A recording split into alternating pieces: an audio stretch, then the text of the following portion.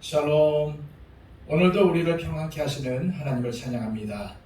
하나님께서 우리에게 예배의 시간을 주셔서 오늘 예배의 자리로 우리를 모이게 하셨습니다. 이 예배 가운데 임하시는 우리 하나님을 찬양하기를 소망합니다. 기도하겠습니다. 아버지 하나님, 우리를 불러 예배케 하시는 하나님을 찬양합니다. 오늘도 감사한 마음으로 하나님 앞에 엎드려오니 주님, 우리가 드리는 이 예배의 자리에 오셔서 우리가 드리는 이 예배를 기뻐 받아 주옵소서. 그리고 엎드린 우리 한 사람 한 사람을 하나님의 의로운 오른손으로 만져 주옵소서. 이 시간 하나님의 위로가 필요합니다. 하나님의 붙잡아 주심이 필요합니다. 세상에서 억눌리고 상처받은 마음을 주님께서 깨끗하게 하여 주시고 위로하여 주옵소서. 그리고 지친 우리의 육체를 새롭게 하여 주시며 또한 우리의 영혼 가운데 예수 그리스도의 능력으로 채워주셔서 우리가 온전히 하나님을 바라며 온전히 하나님을 의지하며 하나님께서 주신 그 믿음으로 이 세상을 이겨나갈 수 있도록 도와주옵소서. 주님, 이 예배를 통해서 새로운 힘을 공급받기를 원합니다. 또한 우리의 믿음을 더욱더 다잡기를 원합니다. 주님, 이 예배를 축복하여 주시고 예배하는 우리 한 사람 한 사람을 회복시켜 주시며 붙잡아 주옵소서. 이 예배의 시종을 주님께 맡겨드리며 예수 그리스도의 이름으로 기도하옵나이다. 아멘. 다 함께 찬송가 93장 찬양드립니다.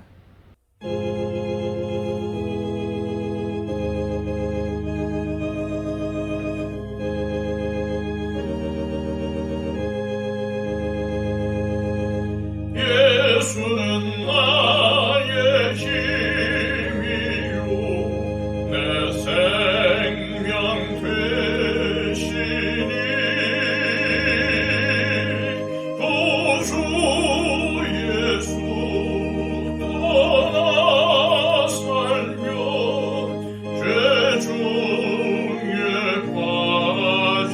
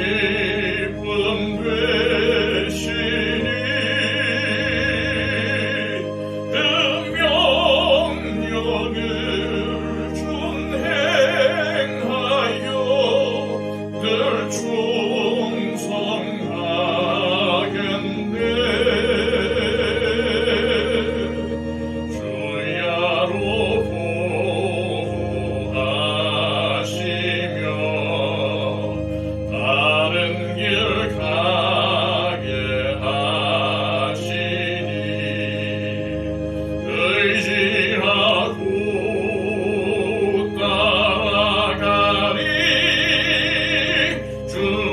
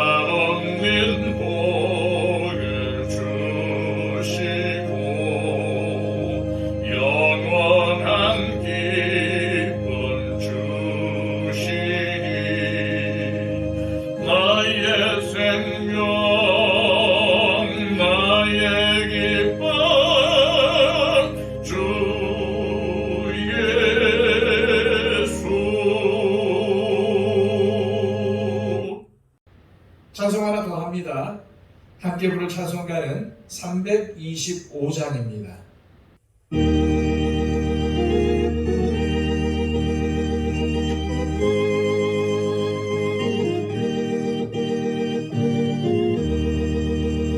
예수와 함께 계시니 시험이 오나 겁없네. 기쁨의 근원 되시네. 예수를 위해 삽시다. 날마다 주를 섬기며 언제나 주를 그 사랑 안에 살면서 딴 길로 가지 맙시다. 이 세상 사는 동안에 주 이름 전파하면서 무한한 복락 주시네. 예수를 위해 삽시다. 날마다 주를 섬기며 언제나 주를 기리고 그 사랑 안에 살면서 딴 길로 가지 맙시다. 이 세상 친구 없어도 예수는 나의 친구니. 불의한 일을 버리고 예수를 위해 삽시다. 날마다 주를 섬기며 언제나 주를 기리고 그 사랑 안에 살면서 딴 길로 가지 맙시다. 주께서 심판하실 때 잘했다 칭찬하리니. 이러한 상급 받도록 예수를 위해 삽시다. 날마다 주를 섬기며 언제나 주를 기리고 그 사랑 안에 살면서 딴 길로 가지 맙시다. 이 시간 우리에게 주시는 하나님의 복된 말씀은 신약성경 요한복음 3장 22절에서 36절까지의 말씀입니다. 신약성경 146쪽입니다. 그 후에 예수께서 제자들과 유대 땅으로 가서 거기 함께 유하시며 세례를 베푸시더라. 요한도 살렘 가까운 에논에서 세례를 베푸니 거기 물이 많음이라. 그러므로 사람들이 와서 세례를 받더라. 요한이 아직 옥에 갇히지 아니하였더라. 이에 요한의 제자 중에서 한 유대인과 더불어 정결 예식에 대하여 변론이 되었더니 그들이 요한에게 가서 이르되 라비여 선생님과 함께 요단강 저편에 있더니 곧 선생님이 증언하시던 이가 세례를 베풀매 사람이 다 그에게로 가더이다. 요한이 대답하여 이르되 만일 하늘에서 주신 바 아니면 사람이 아무것도 받을 수 없느니라. 내가 말한 바 나는 그리스도가 아니요 그의 앞에 보내심을 받은 자라고 한 것을 증언할 자는 너희니라. 친구를 취하는 자는 신랑이나 서서 신랑의 음성을 듣는 친구가 크게 기뻐하나니 나는 이러한 기쁨으로 충만하였노라. 그는 흥하여야 하겠고 나는 쇠하여야 하리라 하니라. 위로부터 오시는 이는 만물 위에 계시고 땅에서 난 이는 땅에 속하여 땅에 속한 것을 말하느니라. 하늘로부터 오시는 이는 만물 위에 계시나니 그가 친히 보고 들은 것을 증언하되 그의 증언을 받는 자가 없도다. 그의 증언을 받는 자는 하나님이 참되시다는 것을 인쳤느니라. 하나님이 보내신 이는 하나님의 말씀을 하나니 이는 하나님이 성령을 한량없이 주심이니라. 아버지께서 아들을 사랑하사 만물을 다 그의 손에 주셨으니 아들을 믿는 자에게는 영생이 있고 아들에게 순종하지 아니하는 자는 영생을 보지 못하고 도리어 하나님의 진노가 그 위에 머물러 있느니라. 아멘. 오늘 본문의 가장 핵심되는 말씀은 30절 말씀이라고 생각이 듭니다. 그는 흥하여야 하겠고 나는 쇠하여야 하리라.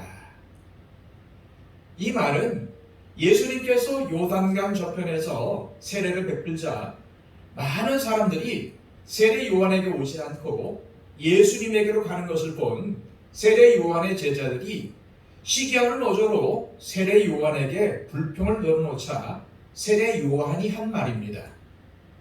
그는 흥하여야 하겠고 나는 쇠하여야 하리라 라는 이 세례 요한의 말을 해석하는 가장 안 좋은 방식이 불행히도 우리가 이제껏 가장 많이 들은 해석의 방식입니다. 우리는 성경을 도덕적이거나 유교적인 방식으로 해석하는 것에 너무나 익숙하기 때문에 세례 요한이 아무리 나는 그리스도 앞에 외치는 자의 소리로 부름을 받았다라고 자신의 사명을 밝혀도 이것을 하나님의 구원 역사의 관점에서 보는 것이 아니라 세례 요한은 당대의 참된 성생이었고 참으로 인기가 많았던 사람인데 자신의 인기나 공명심을 버리고 예수님께 양보할 줄 아는 사람이었다라고 이 말씀을 해석합니다. 그러나 우리는 결코 이 말씀을 이런 방식으로 해석해서는 안 됩니다.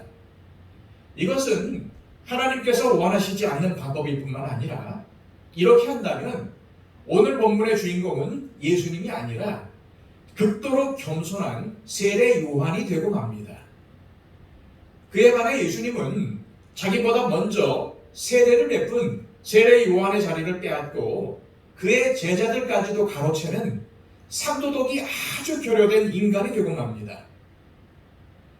오늘 본문의 말씀은 세례 요한이라는 사람이 얼마나 위대한 사람인가 라는 사실을 우리에게 알려주는데 목적이 있지 않고 옛 언약인 구약의 시대가 어떻게 끝나서 새 언약인 신약의 시대로 진행이 되는지 그리고 그 새 언약의 시대에 진정한 주인공이 누구인지를 잘 보여주는 말씀입니다.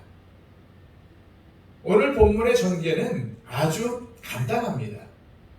예수님은 제자들과 함께 유대의 어떤 지역으로 가셨고 거기서 세례를 주셨습니다. 그런데 다음에 살펴볼 4장 1절 말씀에 의하면 예수님이 세례를 주신 것이 아니라 제자들이 주었다고 밝히고 있습니다. 그리고 그 세례의 성격도 아직 예수님께서 자신을 온전히 나타내기 이전이었기 때문에 세례 요한의 세례와 다를 바 없었을 것입니다. 세례 요한의 세례란 회개의 세례를 말합니다. 세례 요한이 자신의 뒤에 오시는 분은 성령으로 세례를 베풀 것이라고 말한 성령으로 주는 세례는 아직 나타나지 않았을 것입니다. 그런데 이때에 세례 요한의 제자 중 몇이 예수님도 세례를 베푼다는 소문을 듣고는 스승인 세례 요한에게 가서 시기에 가득 찬 불평을 늘어놓았습니다. 그것은 스승에게 세례를 받았던 그 예수라는 사람에게 많은 사람들이 몰려간다는 것입니다. 이를 요즘 세태에 빗대어 말하면 우리 식당에 오던 손님들이 우리 식당에서 음식을 배워나간 사람이 차린 그 식당으로 몰려간다는 것입니다. 그런데 이러한 상황이 이 시대의 교회에도 벌어지고 있다는 것이 문제입니다. 우리 동네에 새로운 교회가 개척이 되었는데 그 교회가 은혜가 충만하다고 하며 사람들이 그리로 몰려가면 우리들은 하나님의 나라가 성장하고 천국에서는 그 영혼들로 인해서 잔치가 벌어질 것을 기뻐하는 것이 아니라 우리 교회 성도들이 그 교회로 갈까봐 두려워하면서 그 교회의 흠을 찾아내어 사람들이 가지 못하도록 하는 것이 바로 어리석은 우리들의 모습인 것입니다. 이러한 모습은 비단 세례 요한의 제자들이나 우리들의 모습만은 아닙니다. 예수님의 제자들도 수없이 이런 모습을 보였습니다. 예수님께서 십자가에 달려 돌아가시기 위해 예루살렘으로 가실 때에 제자들은 서로 누가 크냐를 가지고 다투었습니다. 그들이 그 싸움을 하며 예루살렘에 도착했고 예수님께서 죽기 직전까지 계속이 되었습니다. 그 증거는 최후의 만찬 자리에서 예수님께서 하신 한 가지 행동을 통해서 알 수 있습니다. 예수님 당시 사람들은 집에 들어가면은 손과 발을 닦았습니다. 주인이나 집에 하인이 해주지 않으면 무리 중에 제일 낮은 사람이 대야에 물을 떠다가 그들의 손발을 닦아주어야 했습니다. 하지만 제자들은 그날 누구도 그것을 행하려 하지 않았고 음식을 먹는 순간이 이르고 말았습니다. 예수님은 식사하시다 말고 자리에서 일어나 대야에 물을 떠오셔서 겉옷을 벗고 수건을 허리에 두르고 제자들의 발을 씻겨주시면서 섬김의 본을 보여주셨습니다. 그러면서 너희도 서로 발을 씻겨주는 것이 옳으니라 라고 하셨습니다. 그렇습니다. 이 세상에서 누가 크냐는 중요하지 않습니다. 우리가 사람들에게 인정과 칭찬을 받고 돈을 많이 벌고 높은 자리에 올라 큰 영향력을 행사하는데 연연하지 않아도 되는 것입니다. 오직 우리를 향한 하나님의 뜻이 이 땅에서 온전히 이루어지는 것만을 생각하면 됩니다. 유명하게 되고 큰 교회를 만들고 큰 일을 이루고자 하는 것이 나쁜 것은 아니지만 그것은 하나님께서 주시면 하는 것이지 우리가 스스로 취할 것은 아닙니다. 오직 우리는 우리에게 주어진 삶 속에서 하나님께서 하시고자 하시는 일을 이루기 위해 우리를 온전하고 바르게 드리는 것이 우리의 일인 것입니다. 누가 크냐의 생각에 빠지면 다툼과 분열이 일어나게 되고 하나님께서 원하시지 않는 세상적인 방법을 동원하게 되어 주님께서 맡겨주신 낮은 곳에서 빛과 소금의 역할을 감당하는 영광스러움을 잃어버리게 되는 것입니다. 그래서 바울은 빌립보서 2장에서 그리스도 예수의 마음을 품으라고 한 것입니다. 이렇게 세속적 가치에 사로잡힌 제자들에게 세례 요한은 예수님에 대한 자신의 생각을 분명하게 밝히고 있습니다. 27절, 28절 말씀입니다. 요한이 대답하여 이르되 만일 하늘에서 주신 바 아니면 사람이 아무것도 받을 수 없느니라. 내가 말한 바 나는 그리스도가 아니요 그의 앞에 보내심을 받은 자라고 한 것을 증언할 자는 너희니라. 세례 요한은 예수님께서 행하시는 일은 하나님이 허락하신 일이라고 말하고 있습니다. 그러면서 말하기를 자신은 그리스도가 아니고 그의 앞에 보내심을 받은 자라고 말하고 있습니다. 세례 요한은 정말 답답했을 것입니다. 사람들은 세례 요한의 외적인 행동을 보면서 그를 메시아라고 생각을 했습니다. 금욕적인 삶은 사람들로 하여금 그를 추종하게 했습니다. 세례 요한은 자신은 그리스도가 아니라고 말함에도 사람들은 들으려고 하지 않았습니다. 지금도 예수님을 보지 못하고 껍데기만을 쫓는 사람들이 있습니다.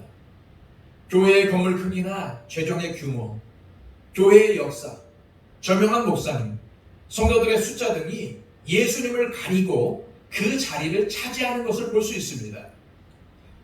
사실 이러한 것을 좋아하는 사람들은 솔직히 성도들보다는 목회자들입니다. 어떤 목회자는 성도들을 예수님의 제자로 만들기보다는 자신의 말을 잘 듣는 사람으로 만들려고 합니다. 그리고 그런 사람들을 향해 목회를 잘한다고 합니다. 하지만 이것은 바람직한 목회자의 모습이 아닙니다. 목회자는 성도들이 자신을 통해서 그리스도를 보게 하고 말씀을 통해서 그리스도의 제자가 되게 해야 합니다. 그것이 목회를 잘하는 것입니다.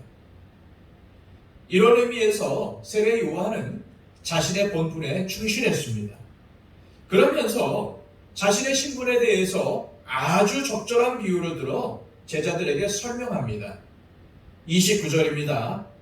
신부를 취하는 자는 신랑이나 서서 신랑의 음성을 듣는 친구가 크게 기뻐하나니 나는 이러한 기쁨으로 충만하였노라. 세례 요한은 예수님을 신랑으로 성도들을 신부로 자신은 신랑의 친구로 비유하고 있습니다. 그러면서 말하기를 신부를 취하는 자는 자신이 아니라 신랑이라는 것입니다. 그러므로 지금 세례 요한은 많은 사람들이 예수님께 몰려간다며 그것을 막기 위해서 무엇인가 대책을 세워야 할 것처럼 시기심에 가득 찬 채 말하는 자신의 제자들에게 우리는 신부인 성도들을 취하면 안 되며 신부인 성도들은 오직 신랑이신 예수님께서 취해야 한다는 것을 자신의 제자들에게 분명하게 밝힌 것입니다. 그러면서 신랑과 신부의 만남을 크게 기뻐하는 신랑의 친구의 기쁨이 바로 자신의 기쁨이라고 말하고 있습니다. 예수님 당시 신랑의 친구들은 역할이 있었습니다. 그것은 신랑과 신부 사이를 중재하는 것부터 신부를 신랑에게 무사히 인도하는 역할과 결혼식에서 신랑의 들러리 역할을 했습니다. 그리고 마지막으로는 결혼식을 주관하는 역할까지 담당했었습니다. 그런 신랑의 친구들은 누구보다도 신랑과 신부의 결혼을 기뻐했고 그 기쁨으로 인해 모든 것을 감당할 수 있었던 것입니다. 세례 요한은 자신의 기쁨이 그것과 같다고 말하고 있는 것입니다. 그런 이유로 세례 요한은 자신의 기쁨을 표현하기를 나는 이러한 기쁨으로 충만하였노라 라고 한 것입니다. 여기서 충만이란 말의 원어상의 의미는 물이 넘치기 직전의 상태를 말하는데 이처럼 신부를 신랑에게 인도하는 역할을 하는 자신은 지금 벌어지는 일로 인해서 기쁨이 충만하다고 말하는 것입니다. 지금 벌어지고 있는 일이란 사람들이 예수님께로 몰려가는 것이고 세례 요한은 그것이 바로 자신이 원하는 바이고 그렇기 때문에 기쁨이 넘친다고 말하고 있는 것입니다. 그러면서 세례 요한은 오늘 본문의 핵심적인 말을 제자들에게 합니다. 30절입니다. 그는 흥하여야 하겠고 나는 쇠하여야 하리라 하니라. 세례 요한의 마음을 이 문장처럼 잘 표현한 것은 없습니다. 세례 요한은 예수님은 당연히 흥해야 하고 자신은 당연히 쇠해야 한다고 말한 것입니다. 하지만 저를 비롯한 많은 사람들이 예수님을 통해 하나님을 믿는 믿음을 통해 자신의 삶이 흥하기를 기대합니다. 아주 오래전에 아는 목사님과 이야기를 나누던 중에 그 목사님이 자신의 아들이 신학을 한다는 말을 했습니다. 그러면서 제 귀를 의심할 만한 말을 그분이 하셨습니다. 자기만 잘하면 직장 생활하는 것보다 나아. 큰 교회 후임으로 가면은 기업 회장 부럽지 않아. 이런 말을 들으면서 작은 교회를 목회하고 있는 목회자들은 뭔가라는 생각이 들었고 많은 목회자들이 이러한 생각을 한다면 한국 교회의 장래는 어둡겠다고 생각을 했습니다. 비단 목회자뿐만 아니라 교회에서 장로나 권사의 직분을 탐하고 교회 안에 영향력을 행사하며 세상적인 권력을 휘두르려고 하는 모든 것이 주님을 통해서 흥하려는 모습입니다. 언제부터인가 교회 안에는 주님 때문에 낮아지고 쇠해지는 모습은 무능력한 사람으로 취급받게 되었습니다. 저와 여러분은 어떻습니까? 교회와 일상의 삶 속에서 섬기며 낮아지기보다는 높아지려고 하고 흥함만을 추구하고 있지는 않은지 돌아보아야 합니다. 오늘 본문의 세례 요한처럼 예수님은 흥해야 하고 자신은 쇠하여야 한다는 것을 반드시 기억하시기를 바랍니다. 33절 말씀입니다. 그의 증언을 받는 자는 하나님이 참되시다는 것을 인쳤느니라. 요한복음은 진정한 믿음이 무엇인지에 대해서 관심이 많습니다. 그래서 이 장에서 예수님이 베푸신 이적을 표적으로 받아들여 예수님을 하나님의 아들로 믿는 믿음에 대해서 다루었고, 3장의 앞부분에서는 니고데모를 통해 영생을 얻는 믿음에 대해, 그리고 오늘 본문은 세례 요한의 증언을 통해 진실한 믿음이 무엇인지에 대해서 우리에게 말씀하고 있습니다. 그렇다면 여러분들이 생각하는 진정한 믿음은 무엇입니까? 여러 가지 생각들이 있으시겠지만은 진정한 믿음, 참된 믿음은 바로 어떠한 상황에서도 하나님이 옳다는 것, 하나님이 참되시다는 사실을 인정하는 것입니다. 미국의 유명한 기독교 작가인 필립 이안 씨는 하나님께 실망하셨습니까? 라는 책을 쓰기 위해 자료를 조사하던 중에 더글라스라는 사람을 인터뷰하게 되었습니다. 더글라스는 하나님과 다른 사람들을 섬기기 위해 소외된 지역에서 사역하기로 어려운 결단을 내렸습니다. 쉽지 않은 결정이었고 희생을 각오하고 내린 결단이었습니다. 그런데 바로 그때 그의 삶은 갑작스럽게 무너지기 시작했습니다. 사역을 위해서 기금을 모금했는데 전혀 성과가 없었고 그의 사랑하는 아내는 암에 걸렸습니다. 또 어느 음주 운전자가 몰던 차가 그의 차를 들이받는 바람에 더글러스 자신과 12살 된 그의 딸이 중상을 입고 말았습니다. 그리고 얼마 안 되어 암에 걸린 그의 아내는 결국 세상을 떠나고 말았습니다. 그런데 놀라운 것은 하나님께서 나에게 어떻게 그럴 수 있나 라든가 하나님께 실망했습니다 라는 말을 기대했던 필립 이안 씨는 더글라스에게서 이러한 말을 듣게 됩니다. 하나님과 삶을 혼동해서 안 된다는 것을 나는 이러한 역경들을 통해서 배웠습니다. 난 금욕주의자가 아닙니다. 나도 이러한 일로 누구 못지않게 속이 상하지요. 얼마든지 삶이 부당하다고 욕하며 슬픔과 분노를 쏟아낼 수 있습니다. 하지만 그 역경에 대한 하나님의 심정도 나와 똑같이 슬픔과 분노라고 믿습니다. 난 그 일로 하나님을 원망하지 않습니다. 그 일을 통해서 현실을 넘어 영의 세계를 보는 법을 배웠습니다. 우리는 하나님이 공평하신 분이시니까 우리의 삶도 공평해야 한다고 생각하는 경향이 있습니다. 하지만 하나님은 삶이 아닙니다. 삶의 현실과 상관없이 하나님과의 관계를 발전시켜서 나간다면 현실이 무너질 때도 견딜 수 있을 것입니다. 우리의 현실이 부당하다 해도 하나님을 신뢰하는 법을 배울 수 있습니다.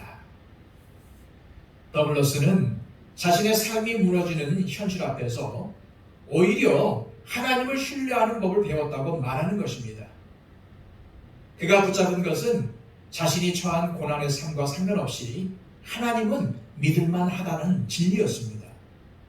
하나님을 위해 희생적인 삶을 결단한 순간에 밀어닥친 그 고난의 현실에도 불구하고 하나님은 참되시다는 것입니다. 현실이 자신의 계획대로 잘 풀리지 않을지라도 그래도 그 순간에도 하나님은 오르시다는 것을 붙잡을 수 있다면 그것이야말로 진정한 믿음인 것입니다. 하나님과 삶을 혼동해서는 안 된다라는 이 더글러스의 말은 우리가 하나님을 믿고 그를 위해 옳은 선택을 내린다고 해서 삶이 그 자체로 술술 풀리거나 만사형통하는 것은 아니라는 말입니다. 진정한 믿음은 삶의 현실이 어떻게 되든 하나님은 믿을만하고 모든 상황 속에서도 하나님은 오르시다는 것을 붙잡는 것입니다. 36절 말씀입니다. 아들을 믿는 자에게는 영생이 있고 아들에게 순종하지 아니하는 자는 영생을 보지 못하고 도리어 하나님의 진노가 그 위에 머물러 있느니라. 여기서 우리는 믿음과 순종이 같은 의미로 사용되고 있다는 것을 알 수 있습니다. 쉽게 말하면은 아들을 믿는 자에게는 영생이 있고 아들을 믿지 아니하는 자에게는 진노가 있다는 것입니다. 그렇다면 아들을 믿는다는 것은 구체적으로 무엇을 말하는 것일까요? 그것은 그 아들 자체를 믿는 것이고 또한 그가 하신 말씀을 믿는 것입니다. 그가 하신 말씀을 세례 요한은 32절, 33절에서 그의 증언이라고 했습니다. 즉, 그 아들을 믿는 것은 그의 증언을 믿는 것입니다. 33절에는 그의 증언을 받는다고 되어 있습니다. 33절을 다시 한번 읽겠습니다.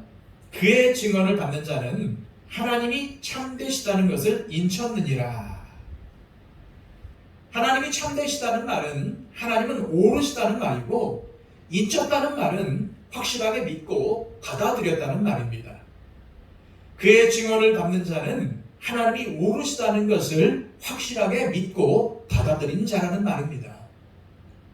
그렇다면 하나님이 옳다는 것을 그 누구보다도 가장 정확하게 아시는 분이 누굴까요? 그렇습니다. 바로 예수님입니다. 그리고 예수님의 증언, 즉 하나님이 옳다는 것은 언제 증명이 되었습니까? 그것은 예수님이 십자가에 달리실 때입니다. 예수님은 죄악으로 인해 영원한 죽음 가운데 있는 인간들을 대속하기 위해 십자가에 달려 돌아가셨습니다. 예수님에게 있어 십자가는 자신의 뜻대로 하지 않고 하나님의 뜻에 순종하는 것이었습니다. 아버지가 옳다고 여기신 것을 아들에게 행하신 아버지의 결정입니다.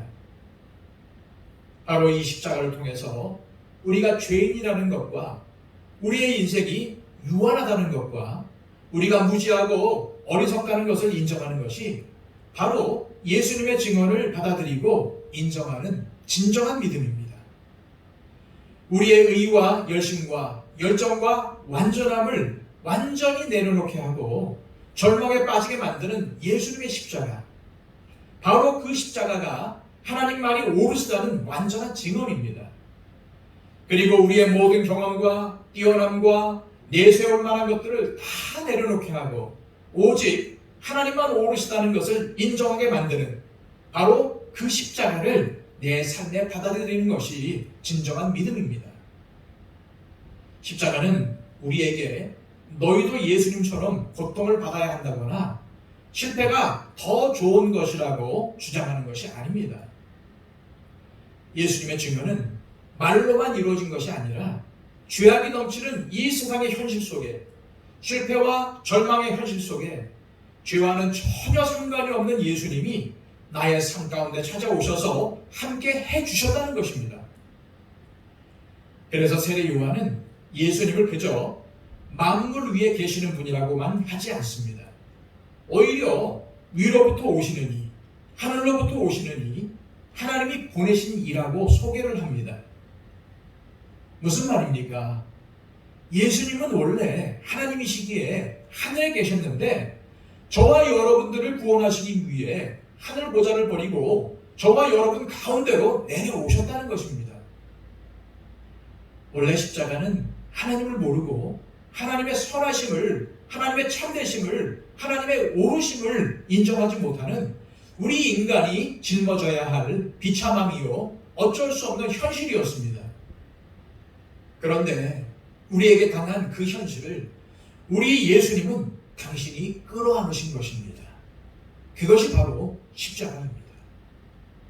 모든 고난과 아픔 앞에서 하나님이 선하시다면, 하나님이 참되시다면 어떻게 나에게 이런 일이 생길 수 있습니까?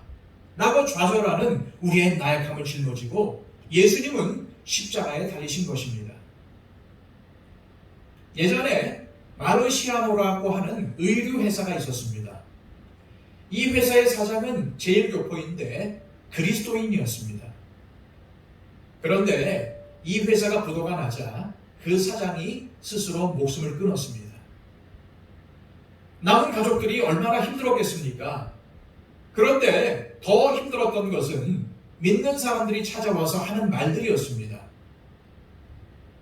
가족들은 그 현실 자체로 너무너무 힘든데 위로한답시고 하는 말들이 대부분 유가족들에게는 상처가 되는 말이었다고 합니다. 말이라는 게 참 어렵습니다. 상처를 입은 사람들에게, 고통 가운데 있는 사람들에게 무슨 말을 할 수 있을까요? 우리 예수님은 고통과 상처 가운데 있는 우리 가운데 오셔서 하나님이 참되시다는 진리를 친히 그 고통에 함께 참여하심으로, 아니 가장 큰 고통인 십자가를 대신 끌어안으심으로써 우리와 함께 하셨습니다. 고통 앞에서 그 고통을 벗어나게 해주시기보다는 그 고통을 함께 짊어짐으로써 우리로 능히 그 고통 속에서도 하나님을 신뢰하는 법을 배우게 하십니다. 그러므로 사랑하는 여러분, 우리가 겪는 모든 현실, 우리의 상황이 좋을 때나 모든 일이 잘 풀릴 때뿐만 아니라 실패와 낙담과 고통 속에서도 하나님은 여전히 선하시며 참되시다는 사실을 믿으시기를 바랍니다. 우리는 내가 하나님을 위해 이렇게 시간을 내고 헌신하니까 하나님도 나를 특별 대우해 주셔야 하지 않나 라고 생각할 수 있습니다. 예를 들어 사랑하는 아들이 동남아 오지에 선교하러 갔는데 선교지에서 그만 급류에 휩쓸려 세상을 떠났다면 이러한 순간에도 하나님은 오르시다, 하나님은 믿을만하다 라고 말할 수 있겠습니까? 우리는 대부분 이러한 현실을 만나면 하나님이 선하시다면 어떻게 나에게 이러한 일이 일어날 수 있습니까? 라고 반응할 것입니다. 하지만 우리에게 진정한 믿음이 있다면, 하나님이 정말로 믿을만한 분이시라면, 하나님이 정말로 오르시다면, 하나님이 정말로 선하시다면 지금 이 상황이 내게는 가장 선한 것이 아닐까라는 생각으로 전환해야 합니다. 로마서 8장 28절에서 바울은 이렇게 증언하고 있습니다. 하나님을 사랑하는 자, 곧 그 뜻대로 부르심을 입은 자들에게는 모든 것이 협력하여 선을 이루느니라. 이런 의미에서 하나님을 믿는 믿음을 반드시 축복과 성공과 연결하는 것은 믿음을 크게 오해하는 것입니다. 왜냐하면 하나님이 참되시다는 것을 증언한 예수님의 증언은 말 이상의 어떤 것, 즉 예수님의 십자가이기 때문입니다. 그리고 모든 것이 협력하여 선을 이룬다라는 말씀에 모든 것은 좋은 일만을 말하는 것이 아니기 때문입니다. 우리의 모든 고난과 실패 속에서도 하나님은 여전히 선하시고 우리의 모든 상황 속에서 하나님만이 참되시고 오르시다는 사실을 믿으시기를 바랍니다. 그리고 그 참되시고 오르신 하나님께서 저와 여러분을 잘 되게 하실 것을 믿으시기를 바랍니다. 기도하겠습니다. 아버지 하나님, 오늘 말씀을 통해서 이러한 사실을 우리에게 깨닫게 하신 하나님을 찬양합니다. 그렇습니다. 하나님은 참되십니다. 무엇보다도 하나님은 선하십니다. 하나님이 하는 모든 일은 옳으십니다. 그러기에 나에게 일어나는 여러 가지 일들 때문에 일비하지 않도록 하여 주시고, 참되신 하나님께서, 옳으신 하나님께서 나의 삶을 인도하시고 나의 삶을 주장하신다는 사실을 믿고 모든 것이 합하여 선을 이루실 그 하나님을 찬양하며 늘 믿음 가운데 살아가도록 인도하여 주옵소서. 예수 그리스도의 이름으로 기도하옵나이다. 아멘.